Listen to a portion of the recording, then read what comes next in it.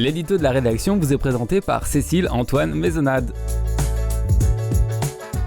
Bonne année 2026. Et c'est reparti pour une nouvelle année. Mais avant d'ouvrir une page toute neuve, toute pimpante, laissons-nous un court moment de nostalgie sur ce 2025 désormais clos. Vous le verrez en parcourant les pages de l'Aquilon, les mois ont été riches avec leur lot de réussites et malheureusement d'inquiétudes.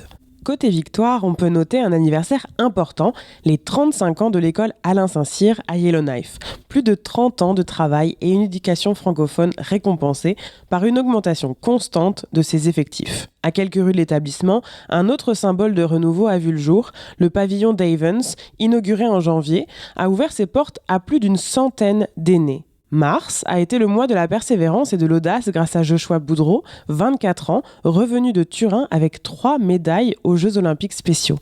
Un parcours inspirant, celui d'un franco-ténois qui transforme la glace en miroir d'espoir pour toute une communauté. Autre victoire, celle de notre ancienne mairesse de Yellowknife qui, le 16 mai, a été nommée comme ministre fédérale des relations couronnes autochtones. Une plongée dans un grand bain politique, alors que, dans le même temps, la capitale inaugurait son nouveau centre aquatique. Plus inquiétant et présage sombre, les incendies d'août et de septembre ont forcé des centaines de personnes à fuir leur foyer de Wati, de Fort Residence.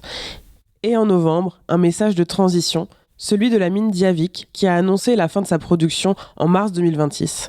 20 ans d'extraction, d'emploi, d'énergie et désormais la promesse d'une transition complexe mais nécessaire.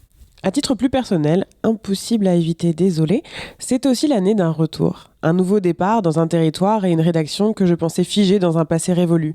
La redécouverte d'une ville qui a changé sans vraiment avoir changé. D'un environnement de travail foisonnant de nouveaux visages et pourtant si familier. Souhaitons à celles et ceux qui nous entourent et au-delà de nos frontières, une année 2026 remplie de petits et de grands plaisirs, de force et de fraternité.